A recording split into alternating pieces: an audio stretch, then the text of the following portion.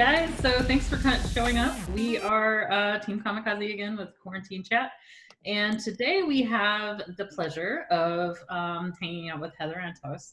I said that right? Antos, yeah. Antos, okay, good.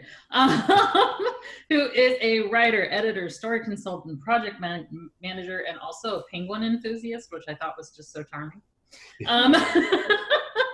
So Heather is an Eisner, Harvey, and Hugo nominated editor. She's been story consultants on Marvel, for LucasFilm, Valiant, and a bunch of other indie creators. Her projects include, stuff like, I don't know, this thing called Star Wars. And then there's another thing called Deadpool and Gwenpool. I'm not sure you guys know about that. There's also the really cool stuff like Bog Bodies, Bitterroot, Livewire. So she's done everything from like Marvel to Disney to Valiant. And you're an editor, senior editor at Valiant right now, right? Right now, yep.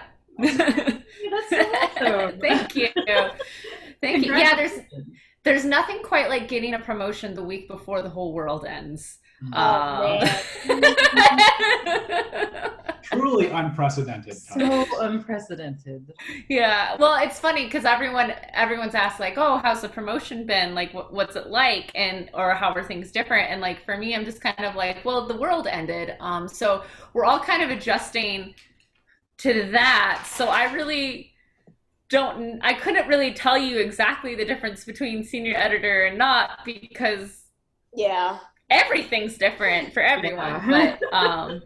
But the title's nice, so Well, congratulations. Thank you. So I mean, how have you how have you found, okay, with COVID and everything's gone to hell, but just like with the work that you're doing, how has this been for you?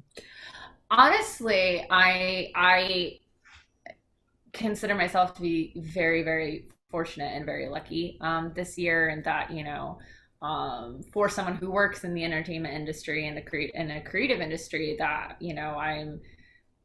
I have full-time work, I have a whole bunch of other freelance and personal projects like going on and doing really well. And I know that, that just isn't the case for everyone right now. So I do, I consider myself to be in a very fortunate position, but, I think like everyone else, right now, I have been struggling with that, like, quarantine anxiety and like that like, you get these like really great spurts of creative energy and you'll be working and it's a great day, and then you're zapped for the rest of the week because everything is just depressing and horrible and awful. Get out of my head, Heather. Seriously, it's like you I mean, just last night, I was working until 9:30 on spreadsheets, and I was so hyped about these spreadsheets, That's awesome. So, right. And I assume the next week I'm getting nothing done now, because that was my day. That was my 24-hour period of work, and I got to recharge now. So,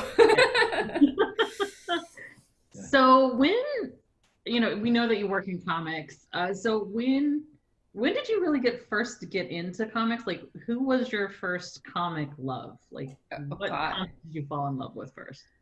So I did not grow up reading like superhero comics, your traditional, weekly books. I grew up very, very small town in Michigan. I don't think I really even heard of comic books until I was much older, but I loved comic strips. Like the newspaper comic strips were my favorite things. Like my grandmother would cut out clippings of newspaper strips and like give them to us, like, oh, we thought of you, and like all of, and so I have a whole bunch of those saved. But like Calvin and Hobbes, one of my first loves, Peanuts, and I mean Dilbert, Kathy, like all of your Sunday newspapers, like those were my favorite. Those little, bits I love so much. But when I got older in high school in an AP American Lit class, that's where I read Sandman for the first time. And that was really truly my first foray into comics and the comic book medium, and so from there, I just became a huge fan of all things Vertigo, Why the Last Man, Transmetropolitan, like all of that. I just, Hellblazer, loved and was obsessed with. And I joke, I don't joke because this is dead serious, but it's very, very funny, and I love to share this. I watched all of the like Tim Burton Batman, and I watched all of those films growing up, but my very first superhero comic came about because of the 2011 Green Lantern movie. Really? I was not expecting that. I know. And expecting like Iron Man or something, but okay. No, I had seen Iron Man. I had seen, because I was 2008, I think. Yeah. And, Dark Knight and like all of those, and like Thor had been out by then, and I watched all of those.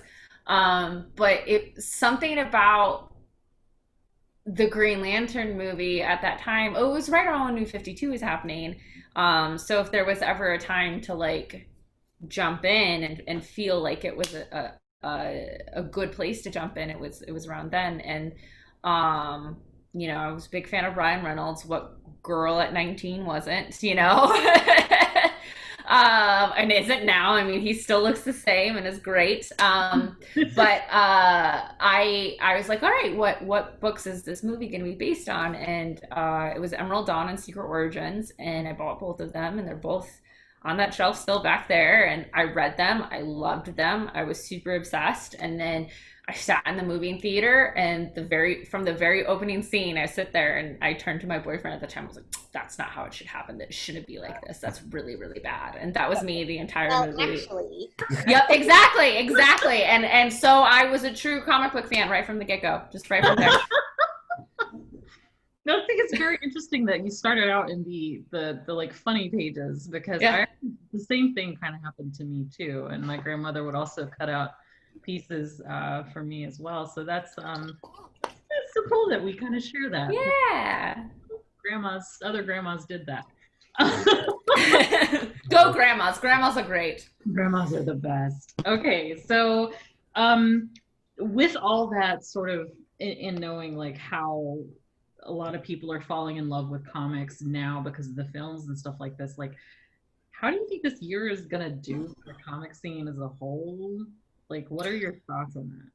So it's really interesting, working for a publisher and working in independent comics too. There was obviously when Diamond shut down and Diamond was like, hey guys, we're not distributing comics anymore. Like things were really scary because, direct market and all that stuff that no one wants to hear about. We could talk that to death, and it's we're not here for that. But, the TLDR is the main distributor for monthly comic books. It wasn't happening. Mm-hmm. And so, things did get kind of scary for a little bit there. But what we did see, which I think is very, very exciting and shows a lot of promise for the future, is innovation. When one door closes, like either another one opens by itself or, no, that doesn't happen. Doors don't open just by themselves. Like either someone opens it, whether kicking, screaming, shoving, turning the handle, or it's a ghost, but someone has to open that door. It doesn't just open on its own. And we saw DC take on their own distributors. We've seen a lot of places like go more towards the book market. We've seen people find their own avenues through different types of digital publishing. It's a great time right now actually for independent comics and creator-owned stuff when Marvel and DC slowed down their distribution because, as we all know, all being consumers of entertainment, just because stuff stops producing doesn't mean we stop wanting it. Right. And that's what we heard constantly and are still hearing from retailers is we want more, give us what's new. And we're seeing things like Bog Bodies, right? The graphic novel that I worked on with Declan Shalvey that just came out this summer was the second highest selling graphic novel in the second quarter of 2020. The Wow. only book that beat it was Batman, you know, and which, like, Yeah, it's Batman. that's pretty good though. I mean, But it's huge, and it's because people want new and they want different. Because now I think with everything kind of slowed down, right, because of the pandemic and everyone's at home, I feel like people are more open to experimentation than they ever have been before. Yeah. And so because of that, you know, I don't see, hypothetically in 2021, if everything goes back to normal, right? I don't see DC going back to the distributing that they did. I don't see people stop doing the digital stuff. I don't see people, you know what I mean? Like, there's all of these new avenues that are opening right now, which is very, very, very exciting. Yeah, definitely. it really is. Yeah, seriously. So, all right, being an editor, like, I've also done some editing, and one of the questions that I often get is sort of like, a lot of people see editors as almost producers, and it's like, what does a producer do? What does an editor do? Because some people are just sort of like, I've heard, well, why do you need an editor when you have spell check? And I'm just like, y'all. It's a glorified proofreader, yeah. I'm curious. Well, one, can you define what an editor does for those of us who aren't quite up on that? And then two, like, what was your path to becoming an editor? Yeah. So I would say an editor is a cross between a project manager and a story therapist. I like that. Yes, that's what I would say. You know, as you mentioned, a producer is probably a very close comparison to an editor. You know, from the project management side, an editor's job is to manage the project from inception to completion. So that comes from pitching ideas, reading through pitched ideas, casting, maintaining budget, schedule, you know, harassing your talent to actually do the things they say they're going to do when they say they're going to do it to the utmost ability that they can do it, and make sure they're working well together. You know, and then when problems happen, when things go wrong, it's up to you to figure it out, because that print date ain't changing, that on sale ain't changing. You know, you've gotta deal with it. Or if it does need to change, and there's other ramifications that you then have to deal with, and on and on and on and on and on, for 15 to 20 different projects at a time, you know. And then, you know, I like to say story therapist, because in my opinion, and this is just my editorial philosophy, everyone has their own, and you know, there's no one right way to edit anything. But much like a good therapist will ask questions, you know, and listen to try and understand the needs of the patient. You know, my patient is the story. And my patients and my clients are the creators, you know, more or less. And it's up to me to understand truly their goals and help navigate everyone as a team to make sure all of our goals are aligned and is achieved as ceremoniously as possible, you know, and it's not always easy at all. But it's I think, you know, what attracted me to it is no two projects are ever the same, ever. And no, you can work with the same creator over and over and over and over and over again, and it's a different experience every single time. Because, you know, it's alchemy. Making comics, making art is alchemy. And so that keeps it very fresh and exciting and stressful, but good. My path actually to becoming an editor came from actually my background being a producer. Okay. I studied film and theater in school, and that was, you know, my goal was to, you know, work on film sets, and I did that all through college and my entire life. And you know, my senior year, I did probably the most panic-inducing thing I've ever done in my life, which was this thing I've been studying for my whole life. I don't want to do it anymore. I'm done. Surprisingly common phenomenon. Yeah, I know, but you know, like when you're 22 and on the brink of graduation and everything, there's no better time to just be like, huh, well that was a waste, you know, like now what? And you know, at that time, I'd been writing and drawing my entire life. I'd been, you know, just getting into comics, and I've been reading them for about 4 or 5 years at that time, and even writing and covering them for a few different websites. But it had literally never crossed my mind that me working in comics professionally, even though technically I was at the time as a comics journalist, but it never crossed my mind as a possibility until one of my friends just turned to me and was like, well, you like comics, why don't you just do that? Right, no, but that's exactly it was just this moment for me where it's like, holy shit, like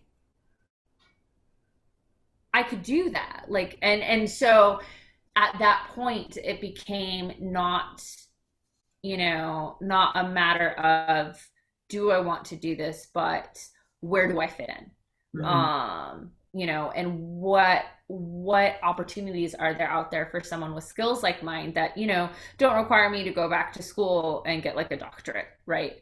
How long did it take you to kind of find that place for you? Like my place as an editor? Yeah. Really fast. I'm very lucky, and yeah. I'm very much someone that, like, I like to say I make shit happen. You know, when I have blinders on, when I have my sights set on something, like it's not a matter of if, it's a matter of when, you know, and so 2014, 2013 is when my life was kind of like, I don't know what I want to do. And it was that fall that my friend, you know, fall, winter, my friend was like, hey, comics, you? Huh? And so I spent that winter, like, kind of really studying what jobs there were, and what opportunities. And I remember flipping through comics. The only Marvel comic I read at the time was Deadpool. And, you know, and you see this role in every single book, editor. Well, I know what an editor does in traditional publishing. I know what a video editor does, you know, I know, but I don't know what a comic editor does. So I did what any good millennial does, and I tweeted editors. I just went on Twitter and I reached out to any comic editor's handle that I could get a hold of, and I asked, like, will you talk with me? Will you have a conversation with me about what it is you do? And that's how I met Jordan White, who was currently editing Deadpool at the time. We met at C2E2, 2014 in April, and we sat and talked for an hour. And he kind of explained to me what I explained earlier. It's alchemy. It's, you know, it's being a story therapist. It's producing. It's, you know, you're responsible for all of this stuff, and then also, you know, the powers that be that give you your, you know, mandates and all that stuff. And I came out of that convention going, this is it. This is what I want to do. So yeah, go. I think like people don't realize how willing people are open to like helping you. Yeah. Like a lot of people kind of shy away from asking for help, or I mean, yeah, you just tweeted them, right? Yeah. I always tell people, like, just ask. The worst they can do is not respond. So no, thank you. Right. Well, that's the worst thing that's gonna happen is you're in the same situation you are now. Exactly. Like, you know, and especially people in creative fields and creative, you know, like we had help to get to where we are, you know. It doesn't just happen, you know. And for me it's really, really important to, you know, have conversations like this and like talk with people who want to break in and try and help, because there is no one avenue to making it. And you just never know. You just never know. But yeah, no, after C2E2, I ended up putting together this big anthology, kind of like my editor portfolio, put it on Kickstarter. It did really well. That following October, I was at New York Comic Con. I ran into Jordan again. We had stayed in touch. But I showed him, I was like, this is what I've done since the last time Yes. we talked. And he was like, oh, cool, you know, this is great. Would you ever be willing to move to New York? I'm like, haha, absolutely. 1 month later, I had an interview, and 2 months later, I had a job at Marvel. Wow. So literally less than a year from my, like, I want to do this, I was working at Marvel. So when I say it happened really, really fast and this doesn't normally happen, like, I mean it. Well, you know, I think the reason why it happened so fast is exactly what you said. You kind of had the blinders on and you really went for it. And when people ask me, like, well, what does that mean? Like, how does it just happen? It doesn't just happen by you just sitting back, right? You ask people, you approach them. And I think I wanted to touch on one of the things you said, which is following up. I think sometimes, I mean, the toughest, you can attest to this, like, I hate it when, like, someone asks me for, like, advice on how to create a comic, and then I never hear from them again. Ever again. Or, like, you know, as someone giving advice, I'm excited, I'm invested in your success too. Like, I want to see where you, like, I don't know if that person gave up or if they're super successful now or if they're trying. Like, so I think I love what you did. Like, you had the initial conversation with him, and then you also followed, hey, since then, look at what I created. Yeah. No, and that's super important. Like, Oh, there's go ahead. a thing that you had. So it's not just, oh, I worked on this thing that you haven't heard of. It's like, it's there. He can flip through it. Yep. Like, having that tangible object that somebody can sort of look at and say, wow, okay, this is an actual thing and not just words that you're speaking. Yes, showing that work. Well, it's you know, it's you know, it's the, everyone is an idea person. Everyone has a great idea, you know, like that, you know, it's the, well, I could be a writer. I have this great idea, and it's like, okay, cool. Like, you know, like I have great ideas too, but you know, it's the following through, following up, everything. You know, when I do portfolio reviews at conventions, it's a test. Like, part of what I do there is a test. So all you artists out there listening, like, pay attention. If I meet with an artist there and I, you know, I like their work, I like the vibe, I like, you know, whatever, I will give them my card and I will say, reach out to me. I'd love to hear from you. You know, sample pages, whatever, send me updated of your work. And I would say 75% of them I never hear from. Right. Yes, like, I never hear from. And it's because a lot of times they want me to reach out to them because they want to be discovered, right? oh, But it's this, like, I have talent that I'm working with. Like, I'm good, you know, like, I have my people.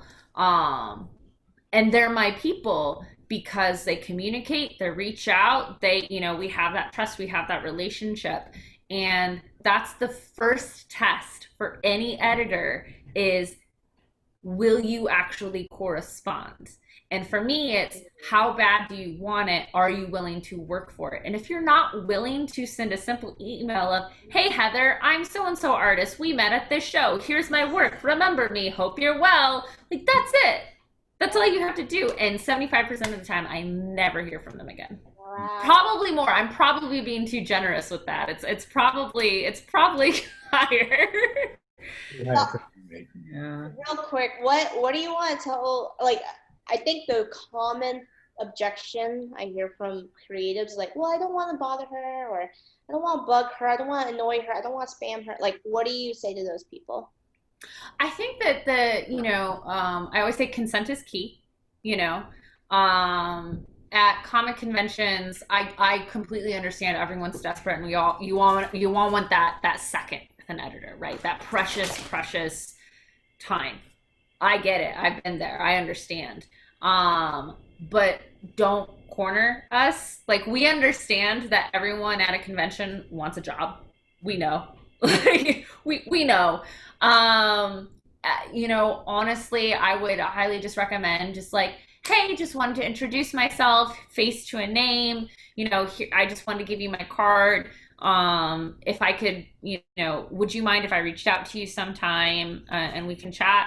Awesome, great, cool, boom, done. It's short, it's sweet, it's professional, and then we can handle the bullshit, some other time, like offline, when we're not crazy surrounded by thousands of people. And if you're so fortunate to live in an area like a New York or LA or close to, where these editors live, talk to them, shoot a message when it's not convention time, and be like, hey, can we grab a coffee and just chat? And because then the last thing you ever want to do is make an editor feel cornered or bombarded. Because that happens a lot. So what's the most helpful thing in your, story alchemy toolbox? Oh gosh. The most helpful thing, I don't know. I think it depends on depends on the story. I think always plan for things to never go according to plan. Like it's good to have it's good to have a plan. Like, you need to have a planned ending, you need to have a planned schedule, you need to have a plan, blah blah blah blah blah blah. But somewhere along the way, something's gonna go wrong.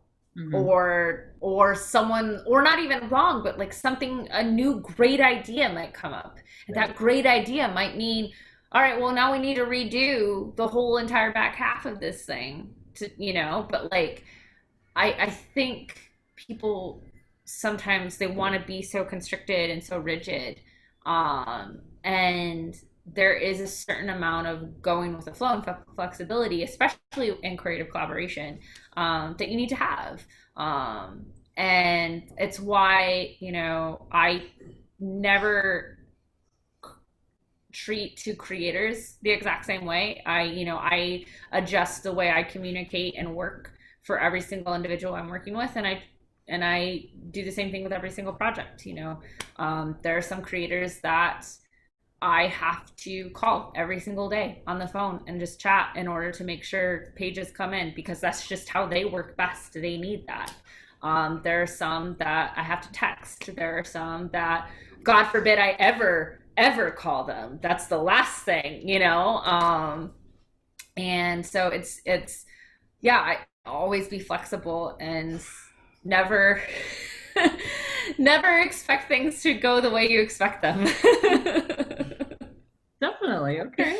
And like, as a story therapist, which I love that like, what is the best money you ever spent while you became a story therapist? Like, what is the one thing that you were like, that helped me along the way? Do you mean like from like an educational standpoint, or from like educational standpoint, tool standpoint, anything? Like, what is something that, as a story therapist, like, I could not do my job without this? I don't know. Really hard questions. This is like so philosophical, and like Harry comes up with like, no, it's a great question, but I'm the person like, well, I get this from that and this from that and that, and I don't know like what's the most coffee. I think coffee because it fuels me and it fuels everyone. Good answer. The coffee. So you talk something, I'm kind of shifting gears here, is that you talk a lot about mental health and progressive social issues. And I think right now everybody is really sort of, in many cases, kind of zeroed in, whether it's coming from one angle or another. But how do you keep pushing these ideas to the forefront and continuing to be that good ally, but not also totally emotionally burning yourself out in the process, especially as an editor where this stuff is very common in comics? Yeah, I think, well, how I keep doing it is quite simple. Everyone has mental health. I don't know if you know that, but we all have it. Whether or not we take care of it is a whole separate conversation. But no, I think it's safe to say, especially right now and these crazy times of pandemic and political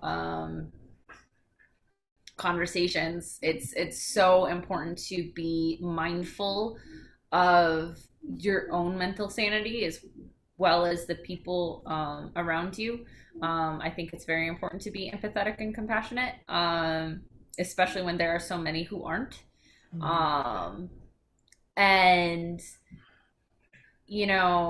when it comes to maintaining my own mental health and making sure I'm being conscious of not burning out and everything, it all comes down to the access I allow others to have to me, whether that is simply turning off notifications. One of the best things I have ever done, and I highly encourage everyone to do it, is I turned off push notifications on my phone. So anytime anyone tweets me or Facebooks or Instagrams or whatever, I don't get a notification on my phone for it. The only time I ever see that anyone did that is when I choose to open the app or I choose to click on it. Because then it's in my control. And so I highly encourage that. But it's also just like, I think it's really, really important for us all, especially in these times, to really think about what people get to have a say in how you feel. For me, it's your opinion only matters to the extent of which, I respect it. And I think that's something that everyone should hold on to. And then just, reaching out to friends and reaching out to those that are important to you and giving your you time. Like I'm a woman who loves routines. I love routines. I have so many routines. If my routines are broken, there will be hell to pay. But that's, I meditate every day. I do yoga. I have therapy. Therapy is great. I highly recommend it to everyone. Truly. Oh yeah. Even if you don't think you need it. Everyone needs therapy. Everyone needs therapy. And the people who need it the most are the people who say they don't need it. Right. Exactly. Yes. Oh my gosh. But I think first, to wrap this up, I think,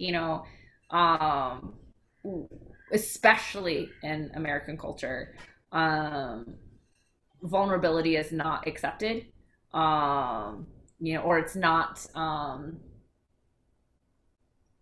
it's not rewarded. Authentic vulnerability, a lot of times we glorify it, right? And we exploit it in ways that become toxic. And you don't need to be vulnerable for anyone else but for yourself. And it's okay, especially right now, to say it's not okay. Shit's not okay, but that's okay. And then take care of yourself and indulge right now. It's totally cool to indulge. Have that cookie. Yeah, it's okay. Yeah, seriously. So on the topic of those that are, kind of dealing with a lot of the brunt of this So you've got trans folks, BIPOC, and women, especially lately, have had a lot of hate and toxicity thrown their way. Further in the nerd and comics community, for victims of people who love them, it can be really easy to feel kind of powerless, like you can't really change anything. So is there anything in your mind that allies or people who care can do to make this industry less hostile and to be more supportive for the victims of that toxicity outside of, the obvious buy their books and, share their work? Like what is the more tangible thing that people can do? Yeah, I mean, obviously buying their books and supporting them, in monetarily is great, right? But I think the easiest thing that costs no money and almost takes zero effort that anyone can do is be more vocal and be so loud about the things that you love.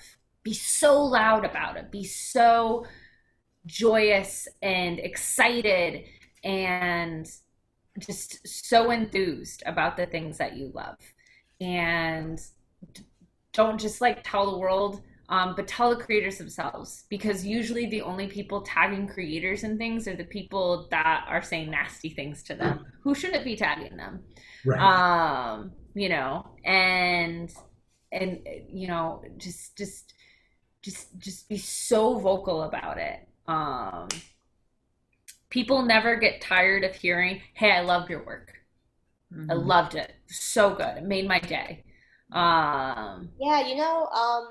That's a great point. I think on top of buying their books, I think, just talking about it on social media or the reason why I say this is I know that sometimes there will be people who will rave about the comic book we create, and I'll listen to them rave for 15 minutes, and then I'm like, I wish you would put that online somewhere. No, but it's true. Everyone, tweet, leave reviews on Amazon or Goodreads or whatever. Do it, because the only people typically who do are the people saying nasty things. And we don't want the nasty things to be the only permanent ink on the internet. But beyond that, what you can also do, just even in your own friend groups and even in your own conversations, it's a thing that there's really hard habits to break, where if there's something that we don't like, right, whether it be a movie or a TV show or whatever, that doesn't connect with us, right, personally, a lot of times our reaction, well, that's bad, that sucked, that's horrible, that's stupid. And no, it just wasn't for you. Right. You just weren't the intended audience. And so it's this, just because you Carrie or you, Havana, or me, Heather, didn't like something, that doesn't, none of us are the end all be all of what is bad and good. Yeah.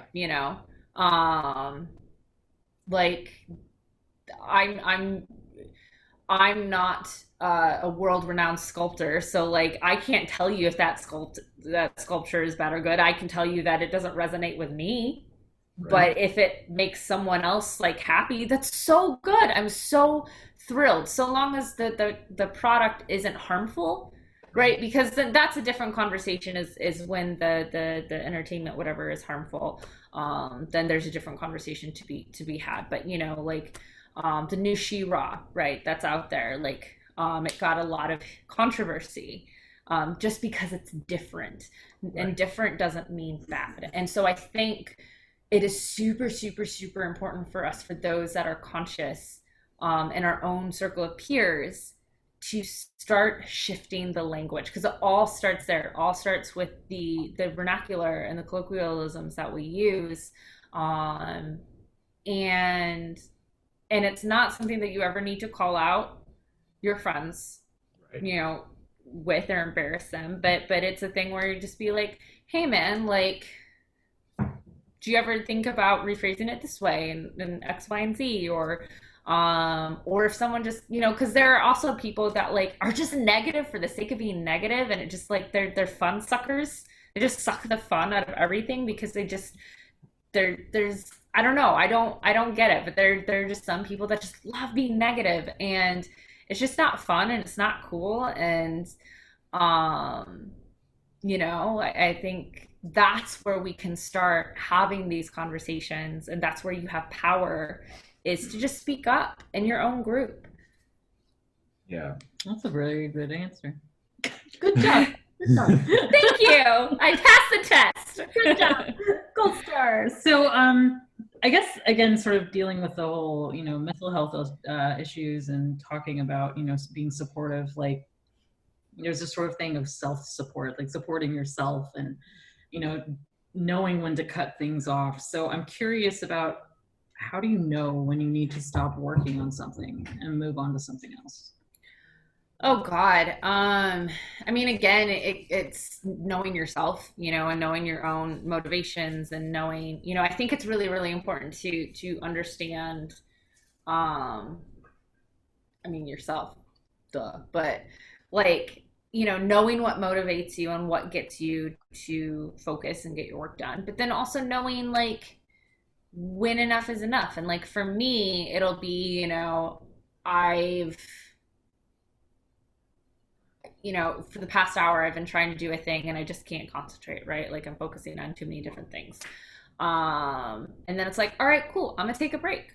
Like I'm gonna go take a break and just like watch an episode of this TV show, or go take a walk, or play with my dog, and just like just get my head out of this, you know, just shift gears completely, do something different physically with my body.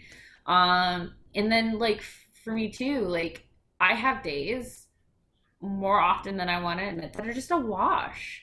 And I think it's so easy to beat down on ourselves. Again, American society, you got to be productive all the time. And if you're not, you're a bad person, which is bullshit. And if it's just not your day, it's just not your day. And the only way to get back on track again is to give yourself a break. If you're going to beat yourself up for having a bad day, you're going to have a hell of a lot more bad days than you're going to have good days. And so, you know, notice how you're feeling and don't beat yourself up for it. Like, just take care of yourself. Yeah, that resonates a lot with me. A couple of years ago, in the interest of trying to become more productive, I had started like a bullet list system, or like a journal. And at the end of the day, like I would like give myself a grade based off like how many tasks I'd put on the list versus how many. No. Oh my God. And you graded yourself? it was like, so I got 50% of the tasks done. That's a 50%. And so because the undone task moved on to the next one, like it was just like a constant rolling like downhill battle. Don't do that to yourself. I don't like Alan. That. I know. That sounds like self-torture. That's like how you always. Good thing. Yeah, that's like basically guaranteeing you will always have bad days. Right. That's a guaranteed bad time. Yeah. Oh my God! Don't ever do that. Yeah. So yeah, therapy is a good thing. Yeah. So. Yeah, the way I do it is like I actually highlight the things I've gotten done. So even if there are only 2 things I got done that day, I'm like, hey, you know what? I did good. Yeah. It's okay. I also, one of the things that Havana taught me was also realizing or teaching yourself, okay, you've got a whole list of projects here, or a whole list of things you need to do. And it's sort of like, okay, let's use the t-shirt method, where a t-shirt size, you know, talks about the size of the task that you're doing. So it's sort of like, if it's an XL, that means it's a giant task and it's going to take multiple days. Or, you know, it's a, you know, if it's a small, then that means it's something you can do in 5 minutes. Mm-hmm. And like, that changed a lot for me, because then it was sort of like, I didn't get anything done, but I got this massive bit done. Mhm. Yeah. It was just- Oh yeah, or like on the flip side, like if you have a low energy day, maybe just do a couple small tasks, and Yeah. that's okay. definitely. Yeah, no, like if all you did for the day is dishes, like hey, you did the dishes. Dishes suck. Good for you. Yeah, people forget that like house stuff also counts. Yeah. Right, yeah. Doesn't Like always have to be work related. that's or walking the dog. Like that's energy. Grocery shopping. That's you did stuff. Good for you. Yeah. You changed the channel today. Or follow up with Yeah. And sometimes emails take a lot of mental energy. Oh my God. My new favorite thing in this whole pandemic has been scheduling all of my so I do like weekly check-ins with all my all my different projects on Mondays, and so I scheduled them all Sunday night to send out Monday morning. Like I love the schedule ahead email. It's so much it's the best thing It is in the world. So if you ever receive an email from me, I probably sent it the night before. Just I honestly do love that too. I've only recently learned about that too, and I showed it to my little brother, because he's in college right now. And I was like, yeah, you can schedule this so you can write the email up now and then schedule it to send later. And he was like, I can talk to my professor in the future.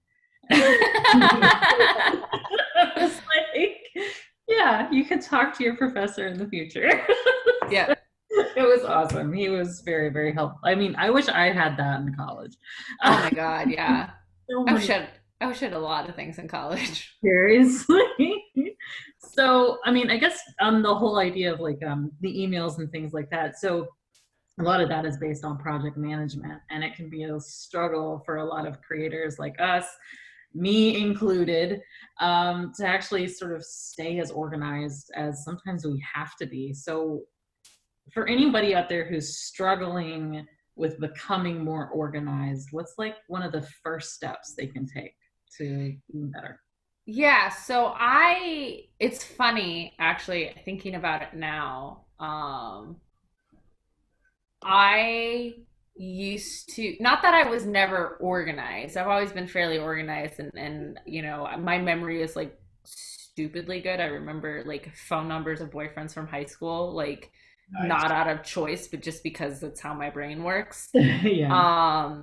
And so like I never was the person who used like a planner in school growing up. But now, I truly say, I mean, everyone, you'll find your own system that works for you, like whether that is a planner or in your phone or, your Alexa, right?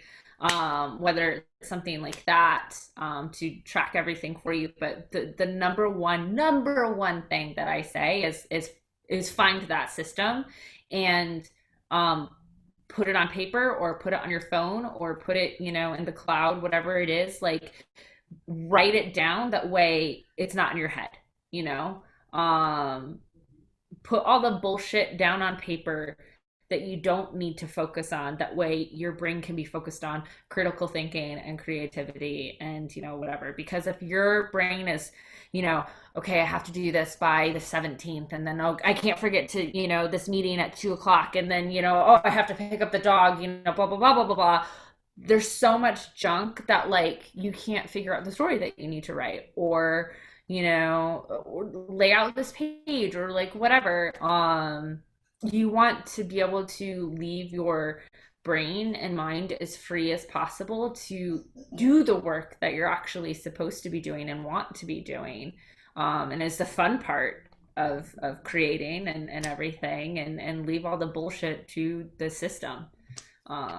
So that's what I would say, is like figure out whatever that system is. And I'm such an old school analog person that I do write everything down, and I'm a bullet journal person too, and I like to draw and make it all pretty, and because I feel good about myself when it looks nice. I have to admit, I love the idea of bullet journaling, but I'm awful. I just have a task of lists in my little journal. Hey, but like whatever works though. Yeah.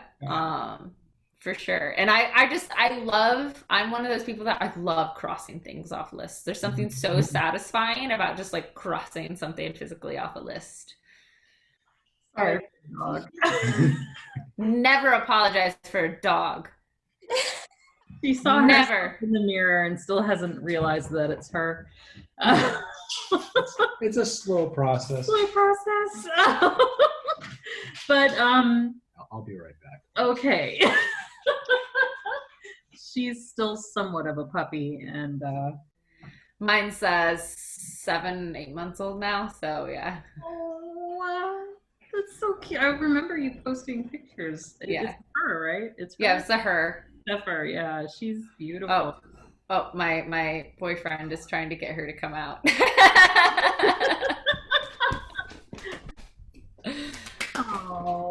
Oh, here she comes. Okay. dogs. You can come on. It's fine. No, she wants to play. Oh, there we go. Jelly. Here we go. Wow. Wow. Oh my gosh, she's gotten so big. Yeah. Adorable. Yeah. Talked about dogs all day. And if I don't stop myself right now, we'll just talk about dogs the rest of the day. That's fine. But so yes, dog butt. I hope she doesn't fart because ours does. But okay, so right now I kind of want to start wrapping things up a bit because we have limited time. But are there any notable creators or comics that you feel more people should know about? Oh my goodness. I mean, there's a ton on Panel Syndicate and Webtoons. If you're not a fan of digital comics, not that you're not a fan, if you haven't found a digital comic for you yet or haven't explored those worlds yet, Panel Syndicate and Webtoons both offer free digital comics that are super, super great. If you haven't checked out the series Nothing Special by Katie Cook on Webtoons, I highly, highly, highly recommend it. It's so much fun. It's like for fans of Harry Potter and Princess Bride and Lord of the Rings, and but it takes place like in the modern day now. It's super fun and just heartwarming and makes me feel good, and it's like a hug for your eyes and soul. So I highly recommend that. And then just creator spotlights, keep an eye out for Nadia Shamas and Sarah Alfaghi for their upcoming graphic novel Squire that's coming out. They're both super, super, super talented, and they're about to become huge, huge, huge, huge names. And so, get on them now. That way you can say, I knew them when. Yeah. And is there anything you're working on right now that you're super excited That you can talk about. that you can talk about? Oh gosh. Well, there's going to be something super huge that I can talk about in 2 weeks. Oh. But no, I mean, the biggest thing on my plate right now is the return of Exo Man of War now that the pandemic is allowing us to distribute comics again. Exo Man of War #1 dropped literally at the end of March, and then get a nice 6-month gap, 7-month gap before Exo 2 comes out. But hey, whatever. More time for people to read #1. Right. So really, really excited to do that again. It's my first straight up pure superhero comic book that I've worked on, which is a lot of fun. And then I've got a ton of Secret Image projects right now that I can't talk about. And then more Valiant. We have Shadow Man coming, Savage, The Final Witness, which is a new IP that I created with Valiant. Which is crime noir. I like to say it's Superman meets the Zodiac. I'm really excited about. Sounds amazing. I'm let's go. What's it called? The Final Witness. So if you know the movie Zodiac, you have a police officer, a journalist, and a civilian, kind of how their lives intertwine, trying to figure out who the Zodiac Killer is. And there's a new super-powered serial killer in the Valiant universe. And you have a journalist, a detective, and a superhero trying to team up to figure out who this is. And I'm really, really, really super excied for this book. It's an idea I've had for a very, very long time, and it's finally getting to happen, and I can't wait. Do you know who's working on it right now? Or? Yeah, it's Ray Fox. Ray Fox is the writer. He's most known for his work on things like Constantine, and The Spectre, and stuff like that. The artist is Jeremy Hahn, who is a writer of Red Mother that's currently coming out at Boom. He's a writer and artist of The Beauty at Image, colored by Nick Filardi, and yeah, edited by yours truly. So exciting. I'm so happy for you. Thank you. Yeah, I love it's so funny when people ask like, what are you an expert on? Like, I'm like, oh, comics and penguins, and then I'm like, murder. Like, I know a lot about true crime. That's murder. Probably, yeah. I'm the person that reads, not to get too off topic, but you know those like desk calendars where it's like a new fact every day or whatever? So I got a true crime one last year in the office, and I would be the person who read it, and in the office be like, that's not how it really happened. That's, you know, like with all the like serial killer factoids. No, I hear you. I kind of the guilty pleasure of mine too. Yeah. Guilty pleasure of mine as well. And it's one of those things that I feel like, I don't know what it is with a lot of women lately, but I noticed that all of us are listening to horrifying podcasts and we're loving every moment. Like, it's cathartic for us, I think. That's true. It's sort of like, I'm going to settle down to sleep tonight to listen to a podcast about murder. So yeah, that's awesome. We should definitely, do you listen to any podcasts about that sort of stuff? Or? I mean, my favorite murder, obviously, the Murder Squad, last podcast on the list. I actually have a Google Doc full of every true crime book, podcast, documentary, film, everything I've ever read. Because, well, no, I did it. I started doing it because people would ask me where to get started and recommendations. And so I just created this Google Doc. And then it's also just kind of nice to like know and see. And now this is a true crime podcast that you guys are doing. Congratulations. You now have a different genre, but no. And so it just like, it was my nice resource to be able to like give to people. Cause I also have it sorted, me being the organized freak that I am. Where you can stream the podcast, like what different platforms it's on and where you can find each of the movies and documentaries and things like that. Yeah. That's amazing. I'm a nerd in more ways than one. You might need probably available. Reading my mind, Havana. So outside of murder, what is making you happy right now, Heather? Well, not committing murder. Definitely not that. No, I mean, my puppy. I got a puppy right at the beginning of quarantine, and she's great and keeping me active. And I don't know if y'all are gamers at all, but Fortnite's new season is Marvel themed.